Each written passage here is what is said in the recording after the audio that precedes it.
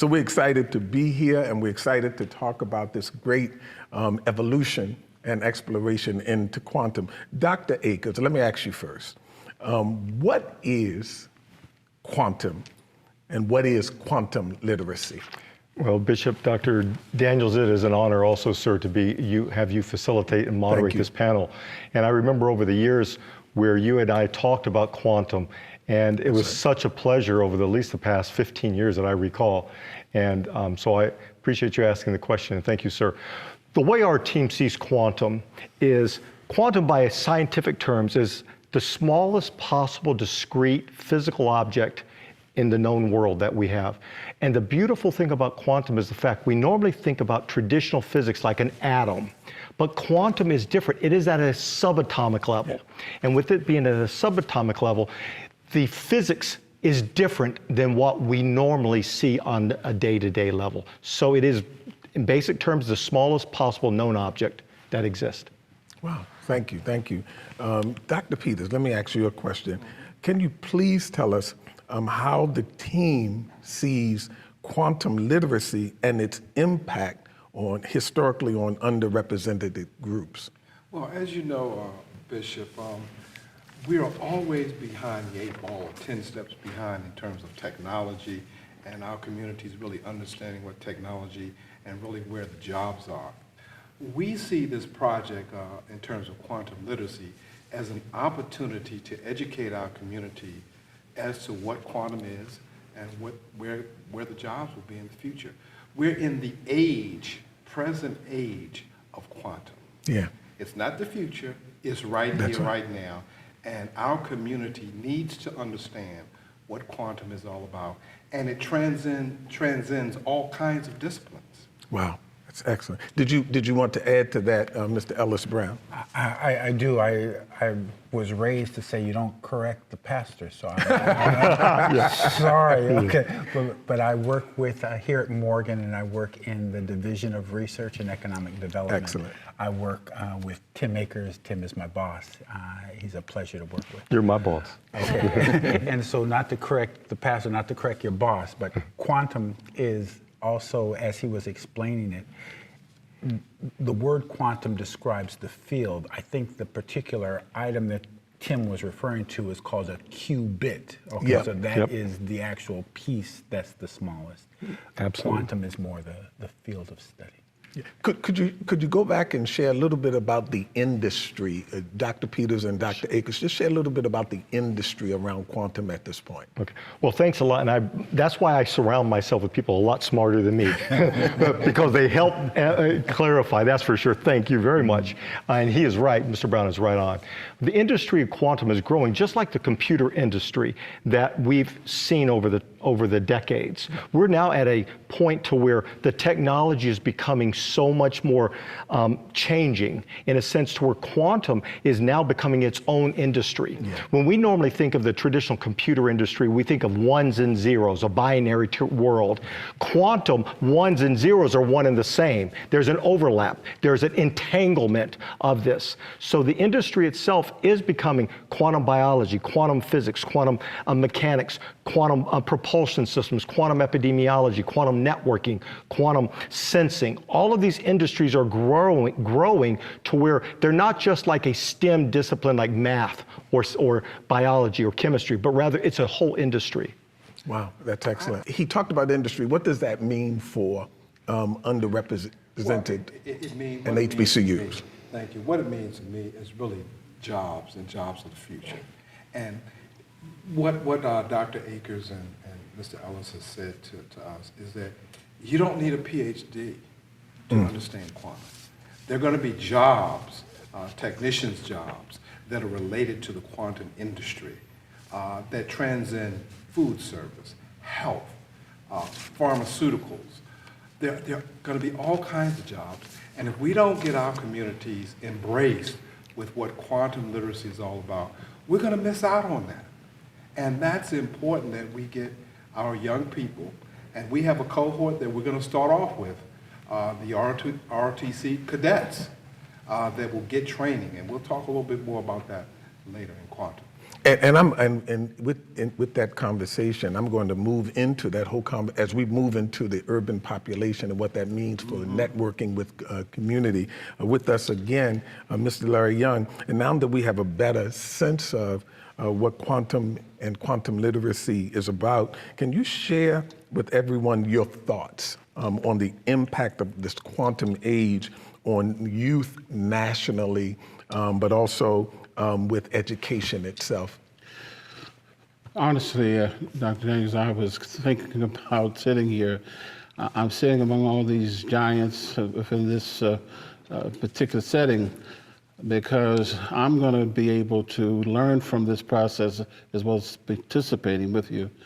But I'm troubled as I now have even a better explanation been shared with us. I'm in my 24th year in radio, and I'm just catching up with STEM. Right. And our community is just catching up with STEM.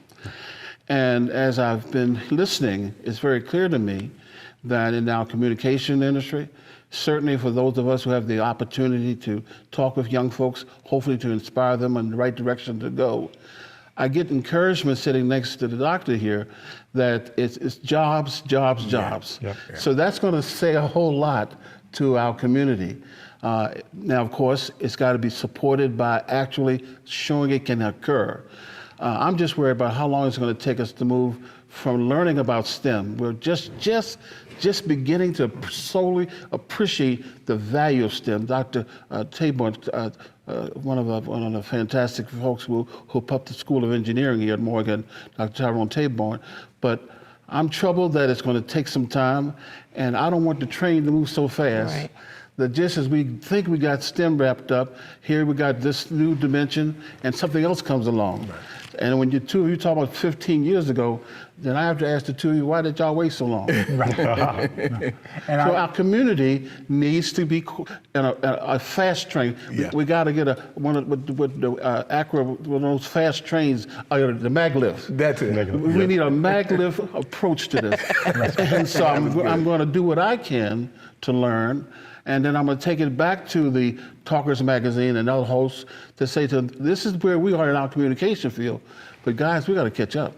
Right. And I think that's what makes this conversation premier, in the sense that we are talking quantum literacy, taxonomy, nascent. We're talking about all of those things that begins to pull at the strings of all groups, whether that is K through 12, all of that, looking at community colleges, looking at community as well. Could you say something about he talked about catching up, and we're really on the frontier of literacy and making sure that people, even beyond degrees, understand the language, the nomenclature of this. Well, and Dr. Daniels, and I was going to ask Dr. Smith momentarily, have her interject because she understands a lot in areas of community especially. But here's something that is absolutely, we've been speaking and working with a number of minority business enterprises. And minority business enterprises have never been at the table in this. The nation is experiencing, just in STEM, we've seen the data, Mr. Jones, Mr. Young, you're right on point about the data. We've seen, and Dr. Peters knows, I've been the biggest critic of the STEM education system. We've not seen any drastic increases, but rather we're in a new industry. So this industry is coming out whether we like it or not. So how do we leap forward? Here's the essence of it, is that there's something that no one's really talking about. This is going to be one of the first panels in the nation talk about the quantum supply chain. When we can get minority business enterprises part of the domestic supply chain in the area of quantum, we've jumped decades ahead, and that's just something that I want to stress. And you were real good with bringing on Dr. Smith, because that's where I was going next. Again, I do want to honor her as well. She represents clergy in the community as well as myself. But Reverend Dr. Smith, can you tell us how you view quantum literacy in the area of science, and how it intersects with the workforce development work of urban communities and faith-based organizations? Well, I think one of the things that the Ministers' Conference looked at when we did the CDC was the importance of looking at how to usher in the new era of technological workforce, because we saw that this was at the forefront, but more importantly, as we learned with COVID and other situations, the dearth of technology in the community. Yeah. So if we have a community that's not ready to receive or not ready to engage these jobs, we're looking at a community that's going to be further left out, and we're going to look at a community of a generation of unmarketable people, and also they're looking at the broader scope of career. Plus, there is a social justice component to this as well, because as Dr. Akers talked about, people of color, minorities, are usually left out of this type of going forward in the technological fields. So in looking at that, we had to find a way, and one of which is our tech center model, where we were able, with seed money from Verizon and Meglev, we're able to put tech centers in the community. Yeah. And so they have become portals, if you will, for our children to excel into everything from 5G technology to AI. And so I'm proud when you can go to Harlem Park, when you can go to Park Heights, or when you can go to Pennsylvania and Dolphin, and these kids are able to articulate technical things such as quantum. They can come to Morgan and do tournaments and things of that accord. But even though I know that they're the minority. Yeah. And so we have to do this on a larger scale. Yeah. Did you want to add to There's that? a term that my good friend Dr. Akers has put out there called hyper disparities. Right. Yeah, I like Okay, that. and we have some hyper disparities in our community, and what we're trying to do is to bridge that gap of hyper disparities when it comes to quantum literacy. Yeah, one of the things I had a wonderful career at the National Security Agency, and that is coupled with the question that Dr. Peters asked me about spirituality. Not only, and I worked for the National Security Agency for about 10 years as a science analyst, and so early on, this was an interest of mine, and I remember then getting a love for community and going back to school for social work. But you asked me a question about the interconnectedness of faith, spirituality, and also faith communities, urban communities as well.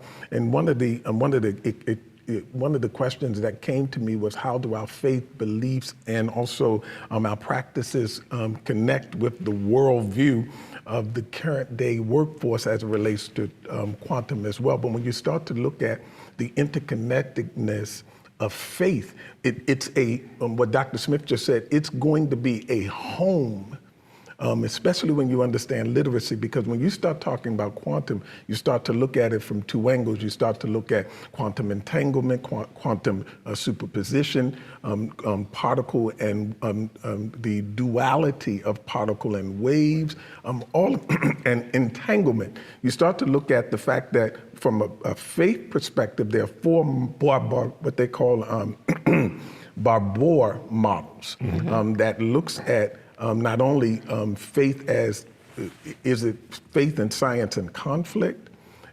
Are they integrated? Are they disconnected?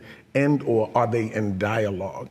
And that's been the model that's been in place for faith and science for some time now. And I would argue that they're very integrated, and quantum brings us to the age where you start to see the worldview of faith and science come together, only in the sense that when you look at quantum physics, particularly the three things: the interpretation or the observer's interpretation of events is number one, but then also the uncertainty of physical states. Yes, sir. But then lastly, when you start to take a look at the interconnectedness of the world and of people, that's already a part of a faith, so to speak, dimension because of interconnectedness, but then also of uncertainty and or who holds certainty, so to speak. But then lastly, even when you look at quantum when you start to look at the theory of literacy, I'm connecting the worldviews Yes, sir. In a thread, because even when you start to look at quantum literacy or theory of literacy, you start to still see, following the quantum model, is, of course, the construction of the interpretation of meaning in our schools. Yes, sir. But then next you start to look at the uncertainty of interpretation of meaning. But then lastly, you start to look at the interconnectedness of meaning. So when you layer the faith dimension, when you layer quantum, and then you layer where our educational system is, you have a beautiful marriage of the three. And it's easier to take that marriage and provide literacy, particularly people in our urban communities. So that's what makes this a phenomenal moment and a phenomenal idea.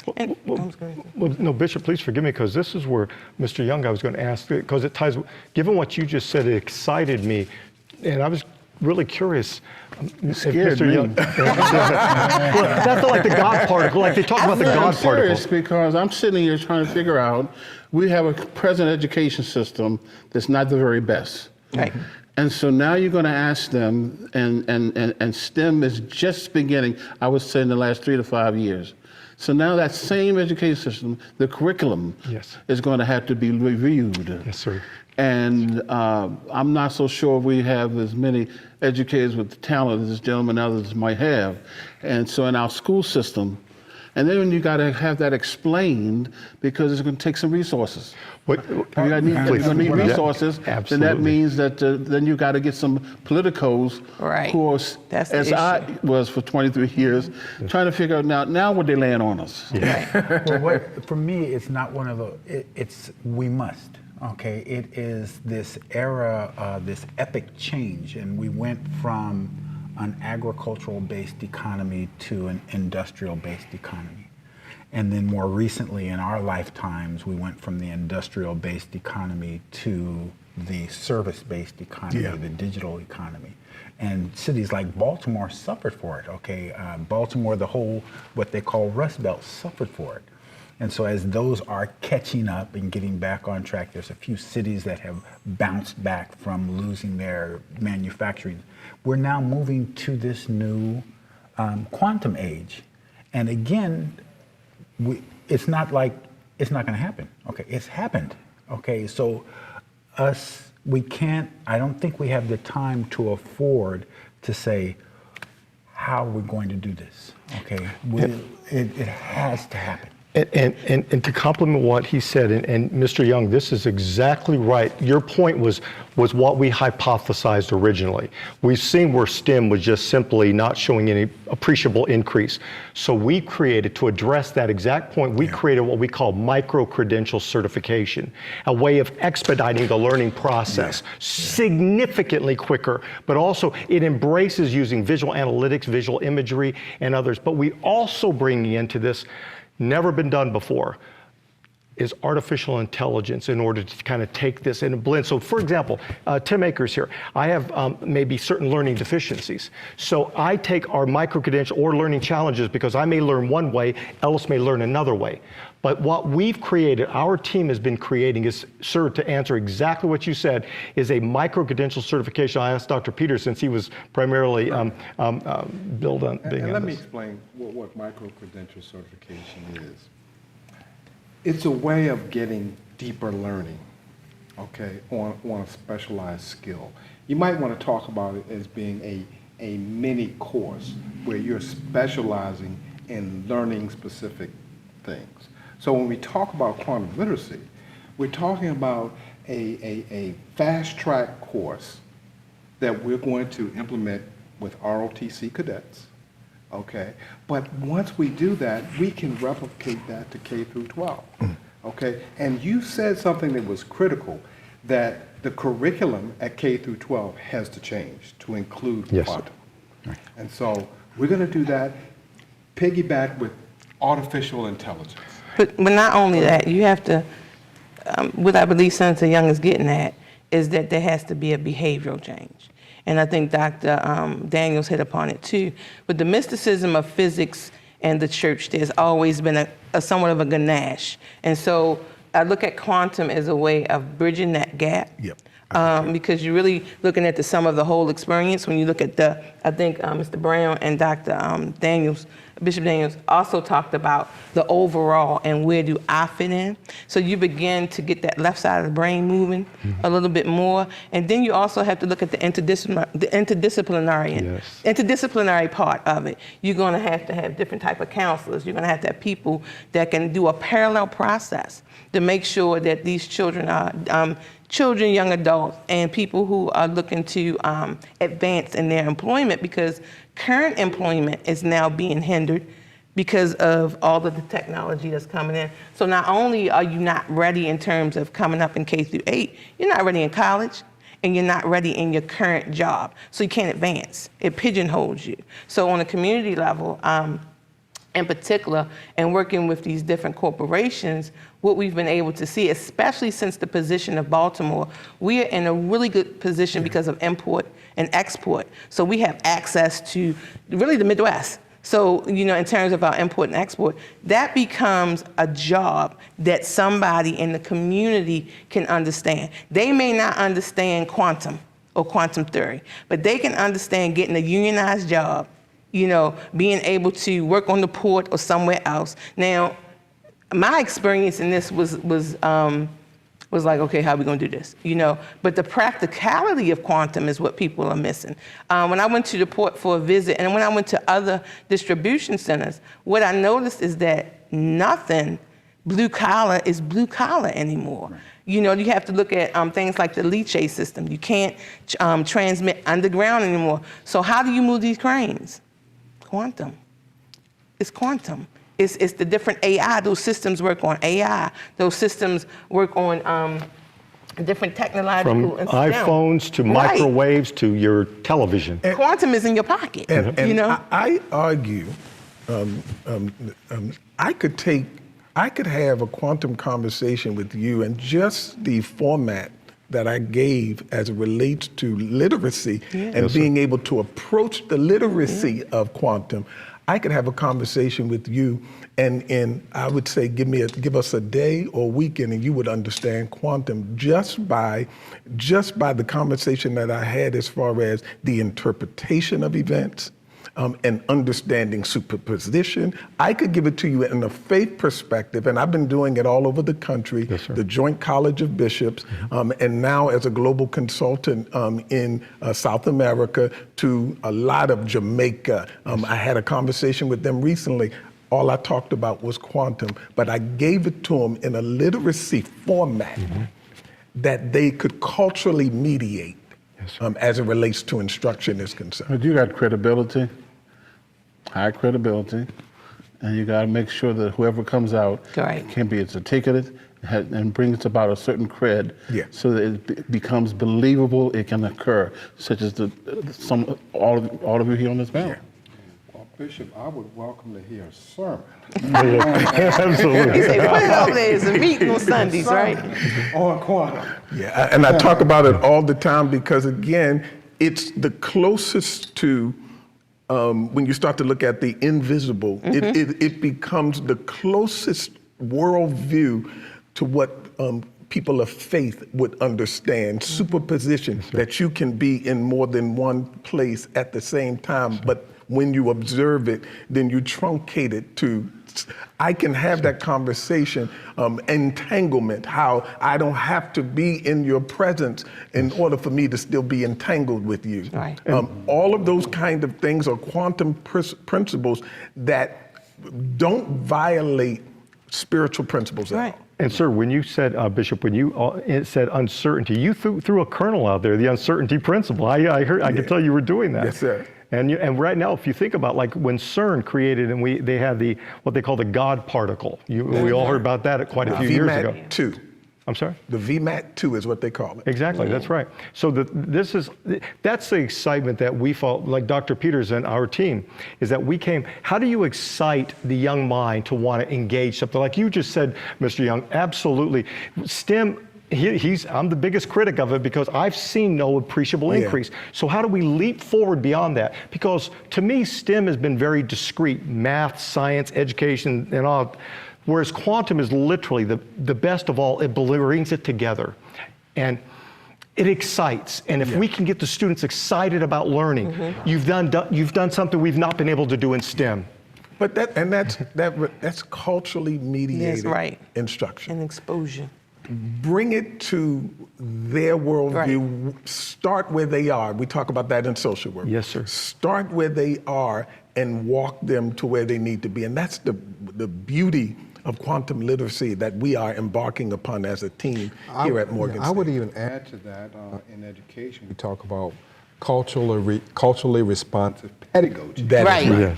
Okay. That is right. Yeah. And what that means is you connect your subject matter, to the culture. To the culture. Okay?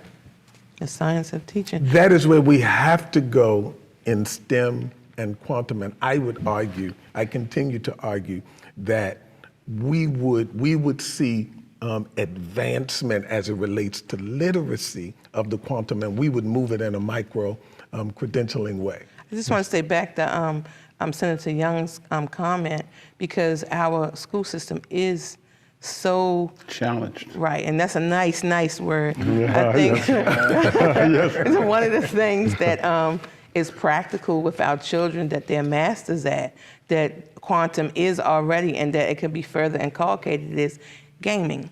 These kids are masterful, and quantum is all through gaming. So you start at where that's the draw. I'm not saying gaming will be the only draw, but you use, a lot of the children are not faring well in the system, Baltimore City school system, because there is a lack of motivation. You don't have, and it's not to indict these teachers, because sometimes just showing up, is a feat in itself, but it's also a feat for both the student and for the teacher, because these children live in urban environments where poverty is the politicity of the day for them. So they're stuck in the mode of survival. That translates over to a game, because you see them doing survival games and things like that, and then they can then see themselves, as Dr. Daniels talks about with quantum theory, you can then see yourself as a part of a larger piece. So then you can understand, and that translates over to jobs, because a lot of them need jobs, because unfortunately, young people are put in situations where they have to, generate income for their family. So while it may be us as an astute panel to say, okay, I see how this becomes jobs and how it connects with industry, but you're actually putting the young person, by giving them a job, into the larger national and global conversation around workforce development. It does. Well, it's coming home now. You ready? Exactly. I saw you still looking. I'm going to comment on your comments to say what you've done in 2 minutes is keeping it real. So keeping it real. Keeping it real. We do know we have challenges in our school system, and how can we make that connection and motivate those kids to get into these kinds of areas? I want to go back to your pedagogy, and I'm going to leave it alone. I think that you guys, and particularly you and Dr. Akers and Dr. Daniels, I'm a community grassroots person, but I think the fact that you understand and are astute enough to say that the pedagogy has to change. The way that you teach these children have to change. And 2 years ago, and what you just said and what Dr. Peters just said, 2 years ago, Dr. Peters organized the first national STEM conference that focused on quantum literacy in the quantum age. It was all through the region. There were hundreds of students, about 1,300 attended. There were hundreds waiting, and then he put me on the stage involuntarily, really told me to get up there, and he said, talk to them about quantum. And I said, who in here has heard of quantum? Not one hand went on. I said, who in here likes to play games? Raise your hand. Every hand went up. And then we said, we describe quantum as it relates to the game. So with the fast, the nature, the changing, we know our team members are in gaming, also some of them. So we know that if we can introduce a game of a rocket ship that's in two different positions, superposition, you're teaching them to think that way. They can embrace it and learn something. Senator Young, like they leap forward ahead, a quantum leap beyond STEM ed. And I don't want to diminish, and I don't want to diminish the brilliancy of our kids. In the sense that they know, my niece know how to take my my cell phone They all do. and teach me. They are at a human frequency. Yes, sir. Where they are readily open and available. I think you said something very powerful. It is the pedagogy and how we instruct culturally. Because if you could talk about a basketball game and use quantum literacy to bring that level of understanding there, I think we got something very, very powerful. Yeah, I want to get back to Tim and when I put him on the spot at that meeting. I was up at the podium, and not to indict politicians, we had some politicians speaking, and he texted me a message, boring, boring. They were talking about different things. Politicians talk about. And so I went back on, I said, okay, you get up and you comment on what quantum was. And he made the students feel engaging. What I'm trying to say is that we've got to excite them. Yeah. We've got about this whole new area of study. And kids will embrace it. And this is important, Reverend Bishop, I just want to share, is our team has looked at hundreds of photos, and we see virtually, on record, virtually nothing reflecting the historic populations that we're trying to target. Not there, not at the table, not in the photos, not part of the research groups. So how do we, this is what we came up with, a National Quantum Literacy Network, to network with individuals that have never been at the table. They've never been invited. And we've got to change, Senator, like you said, we've got to change that, sir. And this is the only way. This is what our team said. How do we do it? We create a National Quantum Literacy Network. So that way, when we're talking about quantum supply chain, very important word to the minority business enterprises out there, is that right now the U.S. is looking at domestic supply chain businesses in this. From the smallest manufacturing of a piece of this new quantum computing that's evolving, or technologies. But we are in need as a nation of a quantum supply chain. Bishop, let me just add this little comment that I was inspired about when we were working with this project. Dr. Akers, he's a good friend of mine, as you all well know, you can tell from this panel. He went into the archives. He found a photograph that was dated 1946. And Albert Einstein was giving a lecture to a group of faculty and students at Lincoln University, a historically black college. He understood back in 1946 the importance of diversity and inclusion. And we're still struggling with that today. Yeah. We're still struggling with it. And it also too adds into the health factor, because that means that there's a large part of this technology in the health field. You look at University of Maryland with the Proton Center. You look at the innovations that's being done, and that's for cancer. You look at the innovation that's being done with the molecular structure of the cancer cells at Hopkins. You know, we're fortunate enough to have those entities located, world-renowned entities located in Baltimore, but then you also look at the disparities, the health disparities of African Americans, and you also look at the other people, the other indigenous people and people of color. This gives them a segue into the health issue, because, and it also gives a segue into the criminal justice. See, it's a whole matrix, if you will, of different areas that quantum will affect. And again, it's a connection through technology. You know, we were looking at, and I'll just use this as an example, again, we have to make it like mother's milk on a community level. So we were talking with another colleague of mine that's in the quantum area, and they're in the process of developing a prototype where you will teach a young person carpentry in glasses.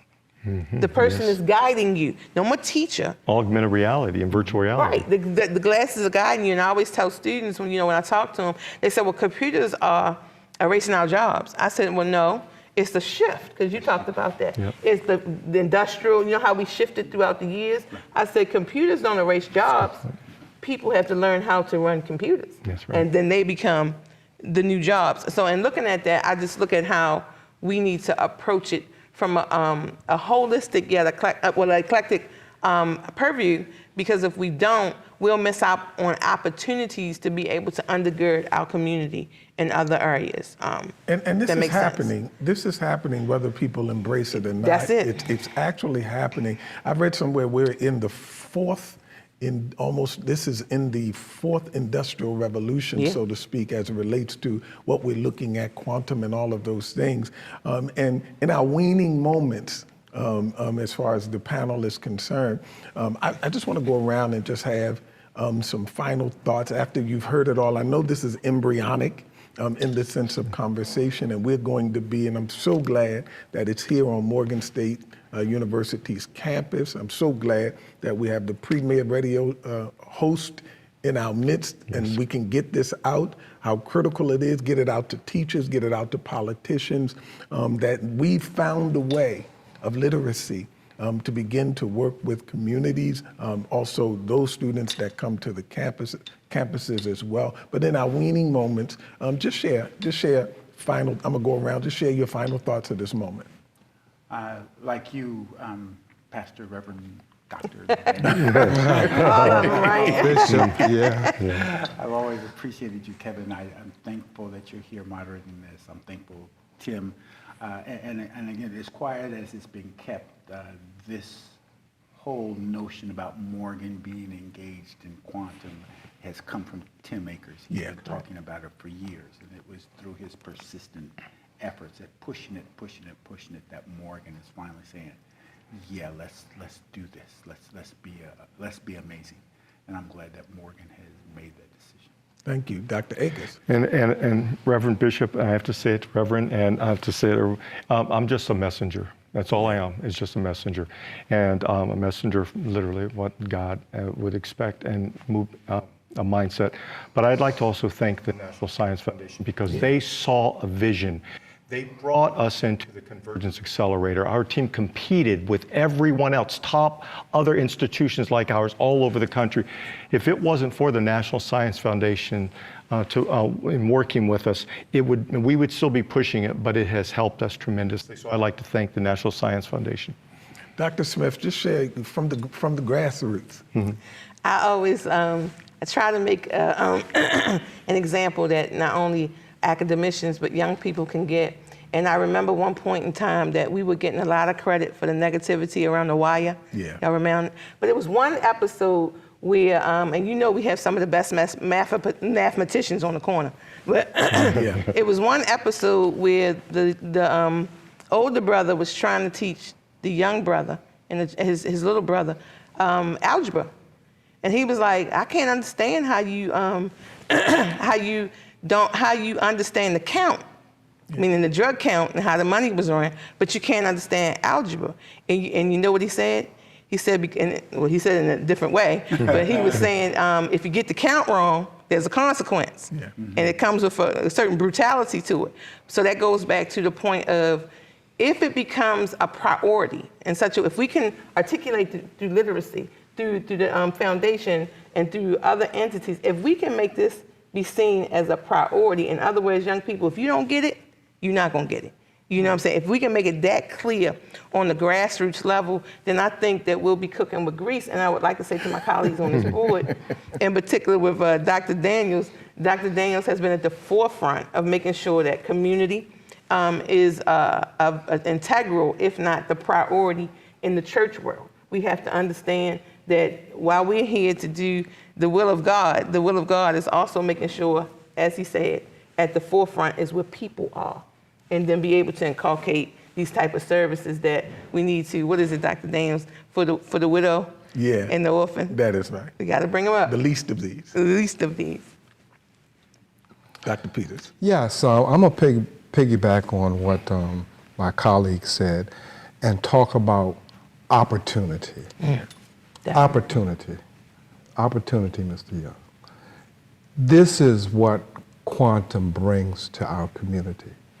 An opportunity to engage, to sit at the table on the forefront of technology where we're always trying to catch up. If we can get our young people engaged in quantum and quantum literacy at an early age maybe can solve some of the problems that we have in our community. That's what I want to talk about, opportunity. Great. Senator. Well, I came as a doubting Thomas. But I must admit that I feel comfortable. I think we should proceed to do what's necessary. We have a theme at Radio 1 called Where Information is Power. So the question now is to get the information to the people so they can become more powerful. Yeah. And to all of us, again, even as we close, this has been exciting. Yeah. This is yet challenging, but yet it creates an opportunity. And I would say that the future is already now. Yeah. In this moment. And thank you, Morgan State University, Dr. Tim Akers, and all of you for just, again, the School of Social Work for hosting this kind of process on this campus. And I just believe that we're in for a wonderful and awesome journey